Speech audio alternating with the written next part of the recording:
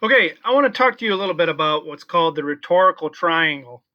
Um, this is something you need to be thinking about at all steps of the writing process, and particularly at the beginning.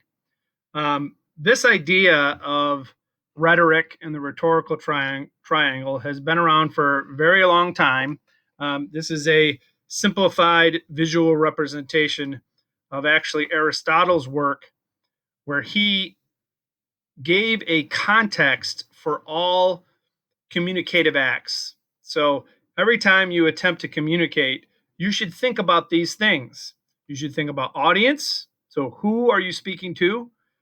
The speaker, who is speaking, or maybe more accurately, um, who is the speaker trying to be? And then the purpose. What is your purpose in communicating? And all of that, of course, is around your actual subject matter.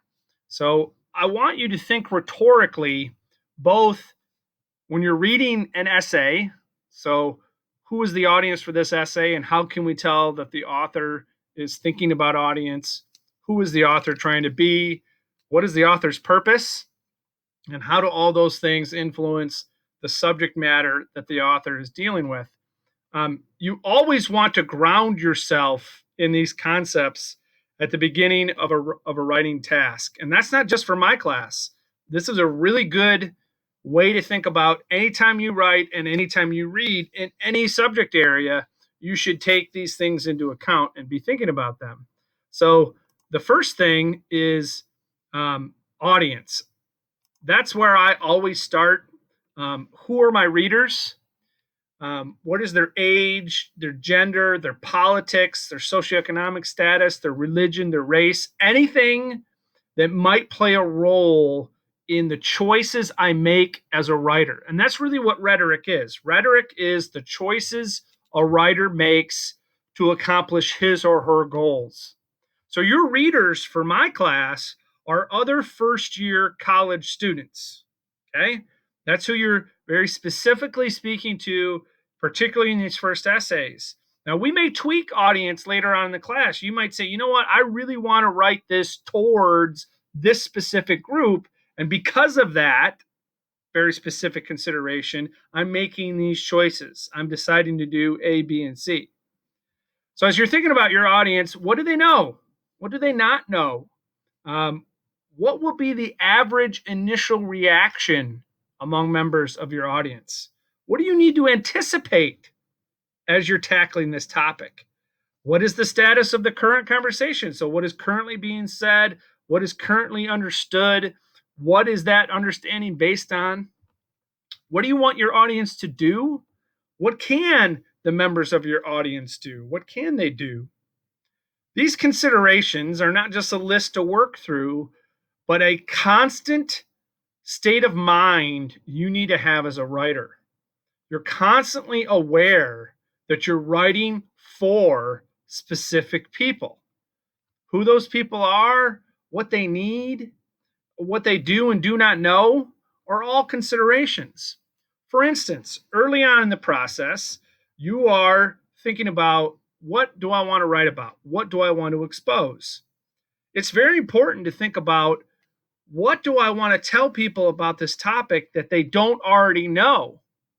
And so, therefore, you need to know what they know and don't already know. For instance, if I wanted to write about hockey, what does my audience already know or not know about hockey? If I wanted to share, what are the to use the early example in the class, what are the effects of teenage pregnancy? What does the average young man sitting in the class already know about teenage pregnancy? Because I'm not going to tell them that. This constant consideration for audience makes you a better writer, because writing is a responsibility to your audience. You have to take your audience into account, because when you're writing without audience, that's not academic work, that's not college level work, that's not work you're doing you're doing in a work setting. That's journaling, that's personal writing, that's writing stories for a creative writing exercise, which is fine. But that's not this. Academic work is driven by audience needs, and you need to know your audience. Oops. Speaker. So you really need to think about speaker. Speaker. Who are you trying to be? Right? How do you project yourself as a credible, reliable source? When we think about our first reading, Selling Manure, that writer really established her credibility because she was telling a story about the summer that she shoveled poop, right? When you read the barrio, that's written by someone who grew up in the barrio. How does a writer, with just the written word, establish credibility and reliability? In part, it's about the way they discuss their topic. In part, it's about the clear speech, the concise expression, the mechanically clean expression.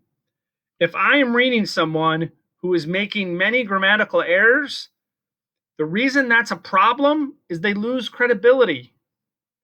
That person, that writer, loses me if they make mistakes that suggest they don't have credibility or they haven't put enough effort and time and thought into this to be grammatically correct. So you're always thinking about who is the audience and who are you? Who are you trying to be? How does the way you come across on the page influence the subject that you're trying to get people to understand? Your goal is always to get people to understand. Remember, the root of that word exposition is to expose or reveal. To reveal something, we must trust you. And how do you make sure we trust you? And lastly is purpose. What is the purpose of writing? And for this, I pulled a definition off of Wikipedia. The word itself, essay, is really interesting to look at. So, a short piece of writing on a particular subject. That's what we're doing. But the other definitions are very interesting. An attempt or effort. It literally means to try.